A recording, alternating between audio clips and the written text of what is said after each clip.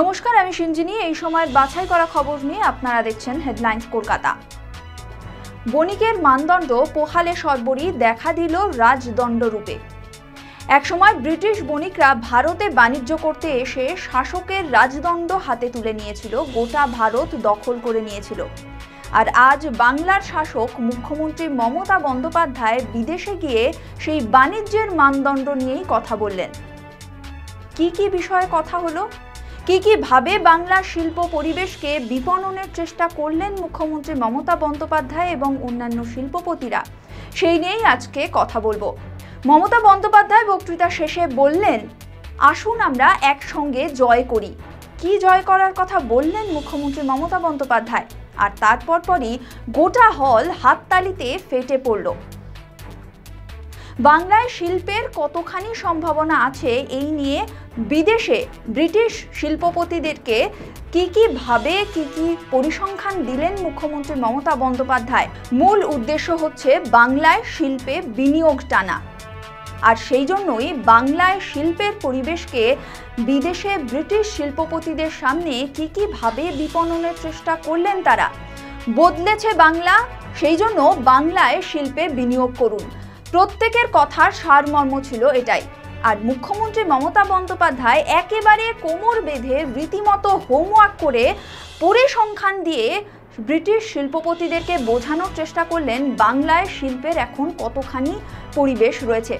কিন্তু তিনি একা নন, তার সঙ্গে সঙ্গে বাংলায় শিল্পে লক্ষ্মী লাভ করা সেই সমস্ত শিল্পপতিরাও ছিলেন। তারাও মমতা বন্দ্যোপাধ্যায়ের সঙ্গে ইতিবাচক সুরে সুর মিলিয়ে বলেছেন বাংলায় কেন ব্রিটিশ শিল্পপতিদের বিনিয়োগ করা এই মুহূর্তে অত্যন্ত প্রয়োজন। সেই সমস্ত কিছু নিয়েই আজকে আলোচনা করব, আমাদের সঙ্গে থাকুন, এই অনুষ্ঠানটি দেখুন। মমতা বন্দ্যোপাধ্যায় বলছেন ভারতে জিডিপি বৃদ্ধির হার 6.37%, আর বাংলায় সেখানে জিডিপি বৃদ্ধির হার 6.80%, অর্থাৎ এগিয়ে বাংলা। তাছাড়াও আরও বলা হচ্ছে যে নারী ক্ষমতায়ন, যেটা বারংবার মমতা বন্দ্যোপাধ্যায়ের কথায় উঠে আসে, নারী ক্ষমতায়নে কতখানি এগিয়ে বাংলা। অন্যান্য দল যেখানে মহিলাদের 33% সংরক্ষণের কথা বলে, সেখানে মুখ্যমন্ত্রী মমতা বন্দ্যোপাধ্যায় বলছেন তার দলে নির্বাচিত মহিলা সাংসদের সংখ্যা 39%। তার ফলে নারী ক্ষমতায়ন এখানে প্রকৃতপক্ষেই একেবারে চোখের সামনে দেখা যাচ্ছে। বলা হলো দেউচা পাচামির কাজ শেষ হলে বিদ্যুৎ নিয়ে আর চিন্তা থাকবে না।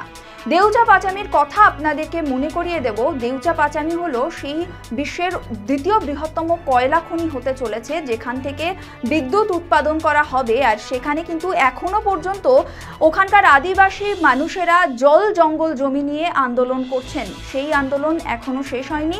তাদের জমি, তাদের জঙ্গল, তাদের জল, এইগুলো নিয়ে তারা আন্দোলন চালাচ্ছেন। এদিকে মমতা বন্দ্যোপাধ্যায় কিন্তু দেউচা পাচামি নিয়ে বিরাট প্রতিশ্রুতি দিচ্ছেন ব্রিটিশ শিল্পপতিদের সামনে। মমতা বন্দ্যোপাধ্যায় আরও বলছেন বাংলায় 47% বেকার সমস্যা কমেছে। দারিদ্র্য সীমার নিচে এর আগে বসবাস করতেন 57% মানুষ, এখন সেটা কমে দাঁড়িয়েছে 8%। এরকম বিভিন্ন পরিসংখ্যানের খেলা মমতা বন্দ্যোপাধ্যায়ের বক্তৃতার মধ্যে উঠে আসলো, যেখানে কিন্তু ব্রিটিশ শিল্পপতিদের কেন বাংলায় বিনিয়োগ করা উচিত সেই কথাই বারংবার উঠে আসলো। বাংলায় শিল্পের পরিবেশ কতখানি সমৃদ্ধ, কতখানি উজ্জ্বল সম্ভাবনাময়। কিন্তু যেমনটা আপনাদেরকে বলছিলাম, মুখ্যমন্ত্রী মমতা বন্দ্যোপাধ্যায় একা নন। বাংলায় শিল্পে ব্যবসায় যে সমস্ত ব্যবসায়ীরা, শিল্পপতিরা ইতিমধ্যেই লক্ষ্মী লাভ করেছেন, তারাও কিন্তু মুখ্যমন্ত্রী মমতা বন্দ্যোপাধ্যায়ের সঙ্গে ইতিবাচক সুরে সুর মিলিয়েছেন। যেমন ধানসিঁড়ি ভেঞ্চার্সের CK ধানুকা বলছেন বাংলায় তিনি লক্ষ্মী লাভ করেছেন। বাংলায় লক্ষ্মী, বাংলাই লক্ষ্মী, এমনটাই শোনা যাচ্ছে তার কথায়। তিনি বলছেন তিনি অসমে, হরিয়ানা এবং বাংলায় ব্যবসা করেন, কিন্তু বাংলা কখনো তাকে ফেরায়নি। বাংলাতে তিনি সবসময় লাভের মুখ দেখেছেন, বাংলাতেই তার লক্ষ্মী লাভ হয়েছে। অম্বুজা নেওটিয়া গ্রুপের হর্ষ নেওটিয়া বলছেন কেন ব্রিটিশ বণিকরা বাংলায় ইনভেস্ট করবেন। তার জন্য তিনি 3টে কারণ দেখাচ্ছেন। তার মধ্যে প্রথম কারণ হচ্ছে মুখ্যমন্ত্রী যৌথতায় বিশ্বাস করেন।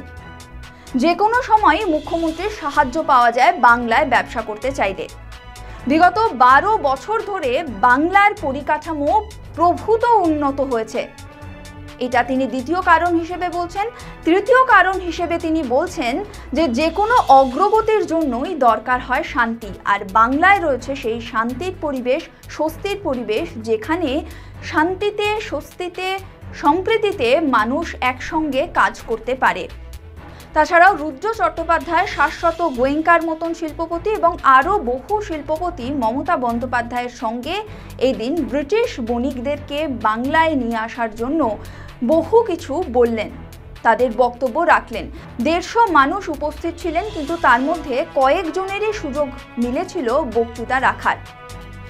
সর্বোপরি যেটা বোঝা গেল তা হলো মুখ্যমন্ত্রী মমতা বন্দ্যোপাধ্যায় বাংলার শিল্প পরিবেশকে বিদেশে বিপণনের জন্য এবং বাংলায় শিল্প বিনিয়োগের জন্য একেবারে আটঘাট বেঁধে নেমেছেন। নিজে যেমন তিনি হোমওয়ার্ক করেছেন এবং তার সঙ্গে সঙ্গে তিনি সেই সমস্ত শিল্পপতিদের সহায়তা নিয়েছেন যারা ইতিমধ্যেই বাংলা থেকে লক্ষ্মী লাভ করেছে।